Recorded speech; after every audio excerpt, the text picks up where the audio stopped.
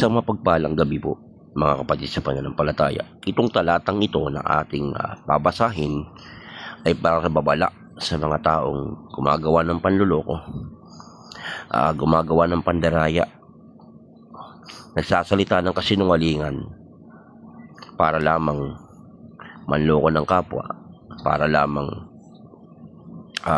dayain ng kanyang kapwa, para lamang sa salapi. Sa makatuwid, ito ay para sa mga scammer. Sapagkat sa panahon ngayon, lalo't malapit na yung panahon ng Kapaskuhan, darami na naman ang mga mandaraya at darami na naman ang mga manloloko. Ito po ay para sa kanila. Mula sa Kawikaan 2017, anumang nakuha sa pandaraya ay parang masarap na pagkain. Ngunit kapag tumagal, ay parang kumain ng buhangin. At maging dito sa Kawikaan 12:22, namumuwi si Yahweh sa taong sinungaling, ngunit ang tapat ay ligayang yataliw. Ito pong ugaling ganun, ugaling panloloko o pag-scam, ito po ay kinamumuhian ng Diyos. Kaya iwasan po natin yan, at lalo na sa mga gumagawa nito. Iwasan nyo habang maaga pa. At maging dito sa Leviticus 19:13, huwag ninyong dadayain ng pagnanakawan ng iyong kapwa. Yan. Isa pa rin po ito na kapag dinadaya mo, niloloko mo ang iyong kapwa, na nangangahulugan na pinagnanakawan mo ito.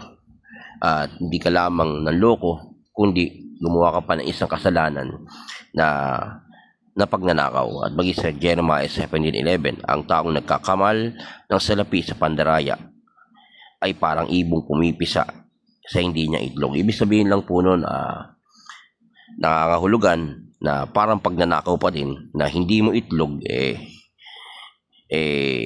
pinipisa mo.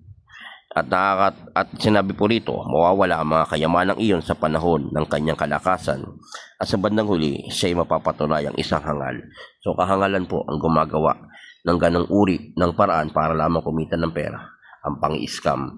Kaya mag-isip-isip na kayo, dahil darating ang panahon na tayo hatulan ayon sa ating mga gawa. At kung ikaw ay nadatnan ng Panginoon sa pamamagitan ng panloloko, pandaraya o pang-scam, diyan ka po hatulan. At ang bawat gumagawa niyan ay makararanas po doon sa apoy ng impyerno. Makararanas yan ng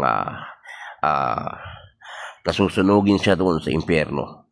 Kung akala mo kumikita ka ng pera sa paraan ng pandaraya, yumayaman ka sa pamamagitan nito, tandaan mo, isa lang ang buhay natin. At bawat tao hindi alam kung kailan ang tamang panahon, kung hanggang kailan siya mabubuhay. Pag dumating na ikaw ay namatay, tandaan mo, parurusahan ka ng Diyos doon sa impyerno. Kaya mag-isip-isip na habang maaga pa, at habang may pagkakataon at buhay pa, magsisi na tayo. At huwag nang gawin ang isang bagay na mag-uuwi sa atin sa kaparusahan sa impyerno. Huwag na mag-scam, huwag nang manloko. Tandaan mo, nakatingin ang Diyos sa iyo. At sa paraang yan na ginagawa mo, diyan namumuhay ang Diyos. Magandang gabi po.